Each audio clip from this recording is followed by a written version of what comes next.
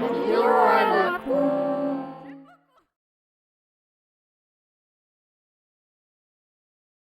Salut à tous, retour de la vidéo à la con. Alors je vais peut-être faire des vidéos maintenant tous les 15 jours je pense.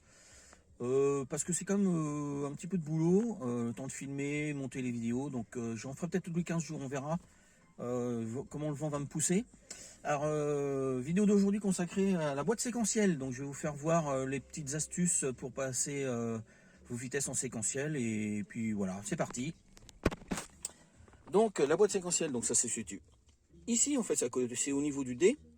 Donc vers la gauche, vous descendez vos rapports, vers la droite, vous les montez. Hein. Je pense que tout le monde connaît, il n'y a rien de bien sorcier. Alors moi, ce qu'il y a, c'est que moi j'ai un boîtier TCM qui a été reprogrammé. Donc c'est-à-dire, en temps normal, vous avez une boîte 5. Donc vous avez vos 4 vitesses quand vous passez en séquentiel. Alors attendez, je vais mettre la voiture en route. Voilà, qu'on puisse voir. Alors en fait, moi quand je passe en séquentiel, voilà, là je suis sur le D. Si je passe en séquentiel, voilà, là je suis sur la 1.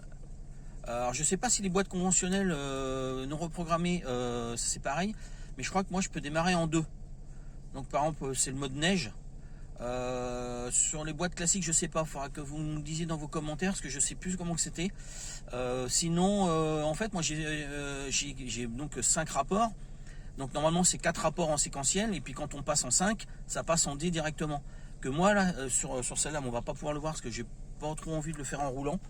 En fait j'ai donc 1, 2, 3, 4, 5 et j'ai 1, 2, 3, 4 et une 5e vitesse. Et en fait c'est le D quoi, c'est quand je repasse en D ça reste en 5e. Donc on voit vraiment une 5e vitesse que quand c'est le boîtier classique c'est marqué 1, 2, 3, 4 et puis après on voit pas le numéro 5, c'est directement sur Drive. Et là quand je passe sur quand je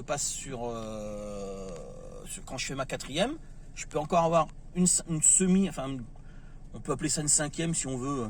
Et en fait c'est le drive quoi, c'est juste avant le drive. Donc là je suis en 5e manuel et après je redonne un coup sur la droite pour avoir le drive. Donc voilà, il n'y a rien de bien compliqué. Après donc quand vous montez vos rapports, bon, c'est comme une boîte manuelle sauf c'est en automatique. Donc vous faites 1, 2, 3, 4, 5. Et si par exemple vous arrivez à un rond-point que vous ne descendez pas vos rapports, elle va descendre les rapports d'elle-même. Donc si vous restez en 5e par exemple, eh ben, elle va descendre en 4, 3, 2, 1 et puis hop, on va prendre son rond-point et hop, on remonte nos vitesses nous-mêmes. Si vous ne remontez pas vos vitesses, quand elle va monter en rapport, quand votre accélération va être trop élevée, eh ben, elle va passer d'elle-même pour éviter de casser la boîte. Donc moi comme mon passage de vitesse en vitesse haute se fait à 4200 tours, et ben si par exemple je reste en 2e volontairement, et ben, si je monte à 4200 tours, elle va passer la 3, puis après la 4, ainsi de suite. Elle ne restera pas en 2e, si je monte à 5000 tours, elle va pas rester en 2e et casser la boîte quoi. Elle va passer ses rapports même si vous êtes en séquentiel d'elle-même. Donc voilà, sinon il n'y a rien de compliqué, hein.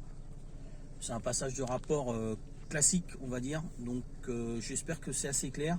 Donc en fait vous passez vos rapports première, deuxième, troisième manuellement, et si vous ne descendez pas vos rapports, elle va les descendre d'elle-même, et si vous ne montez pas vos rapports, elle va les monter d'elle-même, parce que à force de trop monter dans les tours, vous risqueriez de casser la boîte, donc d'elle-même elle va passer la vitesse suivante et ainsi de suite.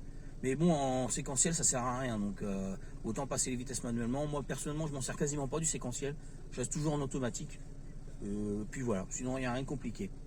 Voilà, si vous avez des petites questions ou des petits commentaires, bah, vous me mettez sur la page soit du groupe ou alors sur la page YouTube, et puis j'essaierai d'y répondre. Si je ne connais pas les réponses, je me renseignerai, et puis voilà. Allez, bisous, à la prochaine, salut.